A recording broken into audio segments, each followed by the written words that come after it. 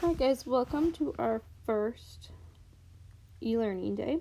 I know this is going to be an interesting journey, but I just ask you to try to keep up. I have slowed down in a couple spots so that you guys can get a little bit more feedback. I'm going to do more class kicks than I normally would do, just to make sure that I can see that you guys are watching the lesson, that you're understanding what's going on. We're still going to have homework.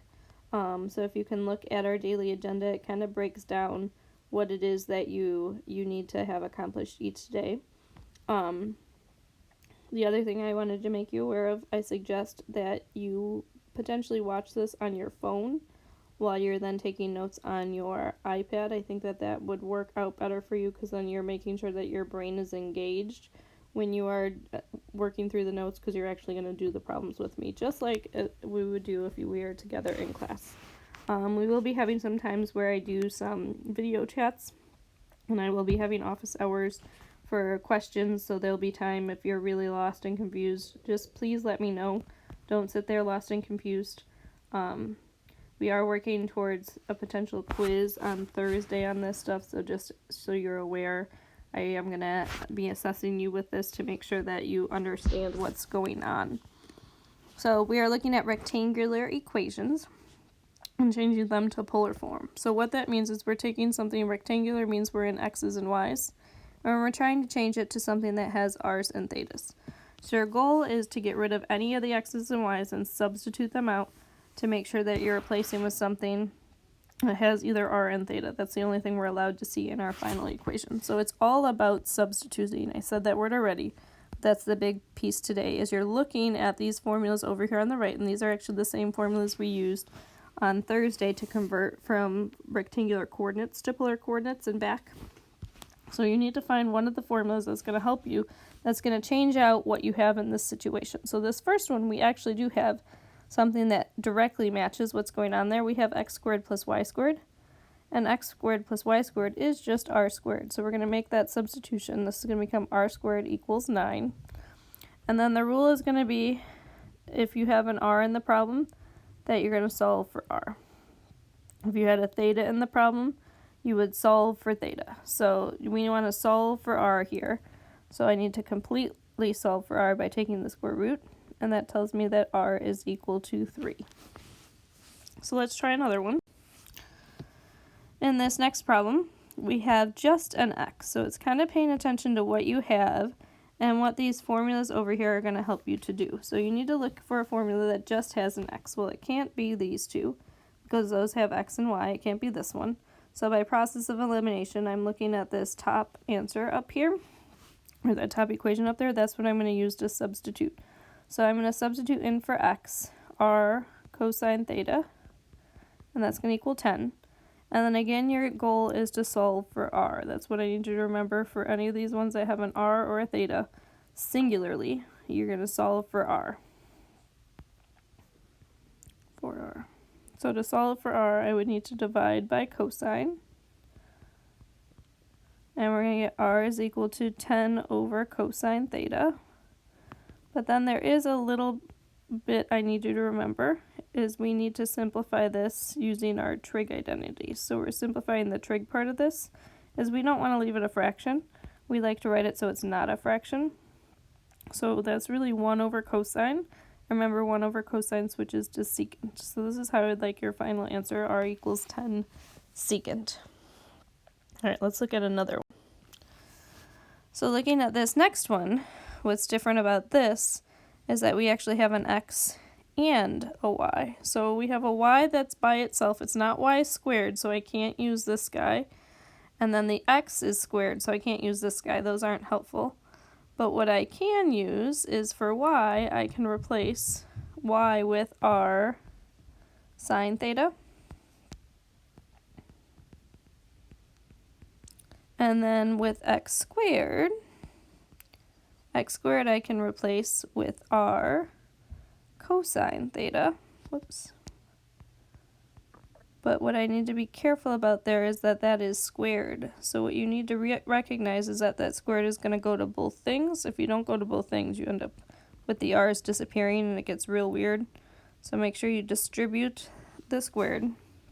And again, remember our focus is we're trying to solve for r, which is harder for this one because we have two r's.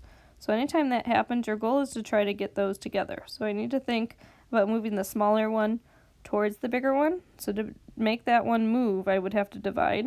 It's going to cancel on the left side, but then on the right side, just one of them cancels, and that's where the r is going to stay. But getting those together now lets me know that I have to get this r on this side by itself. So to get that r by itself, I'm dividing by cosine squared. And these guys cancel. And all I want to see you do on this side is I do want you to simplify that trig out. We don't want to leave a fraction on that side. No fractions in your final answer. As we're going to simplify this trig part out using our trig identities. If it helps you, you can separate it first. This is really sine over cosine times 1 over cosine. If I separate that cosine squared out, sine over cosine is going to change to tangent theta, and 1 over cosine changes to secant theta. So that is our answer for r. Alright, let's try one. This last one also has x and y in it. So what I need to be careful about with here is I'm going to be plugging in two separate things. I'm going to use the r cosine theta to plug in for x, so that's 3r cosine theta. And then minus for y, I need to plug in what y equals r sine theta plus 2 equals 0. So this one we're in a similar boat to the last one in the fact that we have two different r's going on here, but there's not a quick, easy way to get those together. What we have to think instead is we have to think greatest common factor.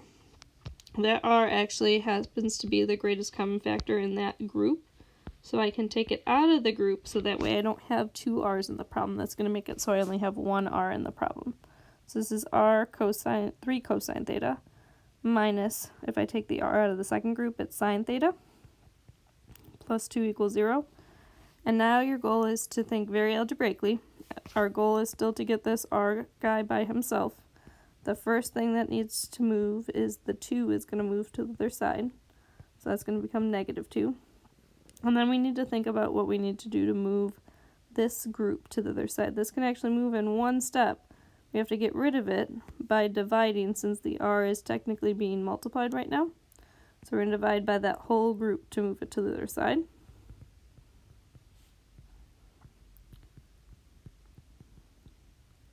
And we're going to get r is equal to negative 2 over 3 cosine theta minus sine theta. Now there's nothing I can really do to simplify those down like I did the other two problems with the trig, so we're just going to leave that like that. That one you're allowed to leave as a fraction. Okay, so that was going one way. Now we're going to go the other way. So now we're trying to change over from polar to rectangular. So polar means we have r's and thetas, and we're switching over to something that has x's and y's only. So every r and every theta must disappear, and we're switching over to something that has x's and y's. Excuse me. So first thing I'm looking at in this first problem is this only has an r. So the fact that it only has an r means I don't want to use these first two formulas because they have an r and a theta in it. I don't want to use the last formula because it just has a theta. So I'm really focusing in on this formula here. The problem is in that formula, r is squared, and our problem right now, r is not squared. So since r is not squared, that's actually what we want to do first, is we want to square both sides. So to do that, I'm squaring the r and I'm squaring the 2 to keep it balanced. So we get r squared is equal to 4. And then if I replace now, again, I don't want r in my problem. I want to change to x's and y's since we want to go into rectangular. Excuse me, again. R squared is really x squared plus y squared equal to 4. And now I just want you to make the connection. If you look at this, if we were to graph that, this would actually graph as a circle with a radius of 2, if you remember anything from geometry, which is what this graphs as which is the same thing as graphing on the polar form. Graphing everything that would have a radius of 2 would also land on that same second circle. So in either form, it would graph the same, just a different way of representing it. All right, looking at number 2, if we kind of go through the same process of figuring out which equation over on the right is going to help me, this one just has a theta. So the first two don't help because they have r and theta. The third one doesn't help because it has r. This is the only formula that just has a theta, so I know I'm going to be using that formula. I'm going to go ahead and write it down. Tangent of theta is equal to y over x. And then what we can do here is we know what theta equals, so you can plug it into the equation. You get tangent of pi over 3 is equal to y over x. And now we're trying to just simplify this down a little bit. This part right here, we can use our plate to evaluate. You can look at your plate and figure out what the tangent of pi over 3 is. Tangent of pi over 3 is radical 3 equals y over x. And then the goal with this one is to solve actually for y, because it's just y. If it has plain y, you're going to solve for y. If it's y squared, we're going to do something different, but for just a plain old y, we're going to get y by itself. Because what that gives us is it gives us something, if we were to graph it, that's in the form y equals mx plus b. It gives us a line, which is what this ended up being when that was the graph they got for theta equaling pi over 3. That's literally swinging out at an angle of pi over 3 and creating that pole. That pole is the same thing as graphing the line y equals radical 3x. So same thing, different representation. Alright, the last two we're going to look at are a little bit different because these ones do have r and theta together. So since they have r and theta together, we're not going to use either of the bottom equations this time. We're going to be focusing on the top equations. But we really want to see in the problem somewhere r cosine theta or r sine theta to be able to switch those out. So with number 3, what we need to do first is we actually want to rewrite this. We don't like that it says secant, is we need to rewrite that so it says sine or cosine. So again, you got to remember your trig identities a little bit here. Secant is really 1 over cosine. So if I set that up, then I really want to get those together. The r and the theta need to be together on the same side so that I can be able to substitute something in for them. So I'm going to multiply the cosine theta to both sides.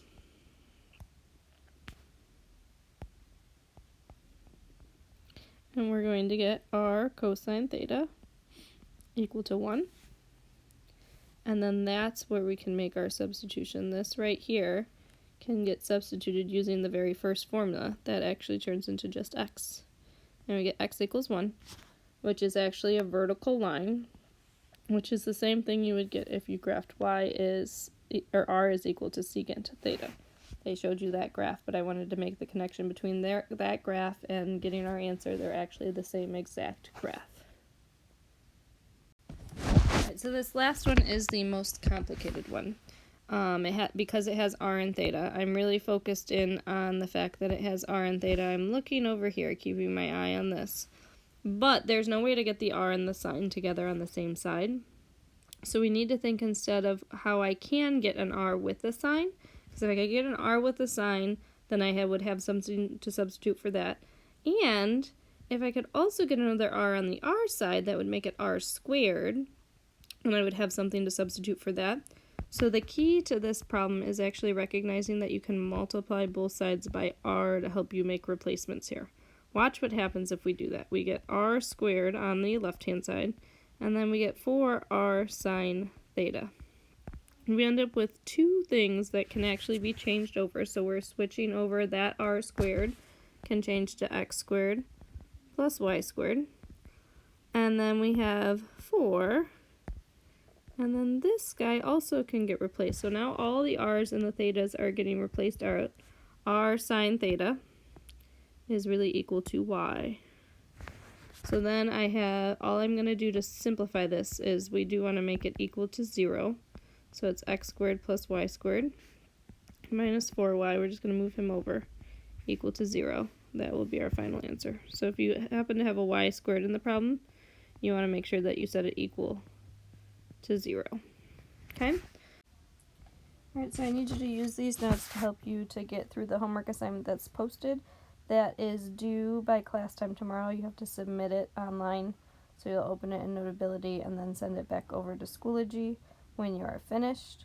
We will be attempting to do a live Zoom conference, so if you can make sure that you downloaded that app, we're going to try and do that to go over the homework tomorrow, just so you can ask me questions, because tomorrow is going to be a big class kick with everything we've learned from 10.7 so far, and we're working towards some sort of a quiz on Thursday. I haven't quite figured out what that will look like yet, but there will be some kind of quiz on Thursday over 10.7, okay?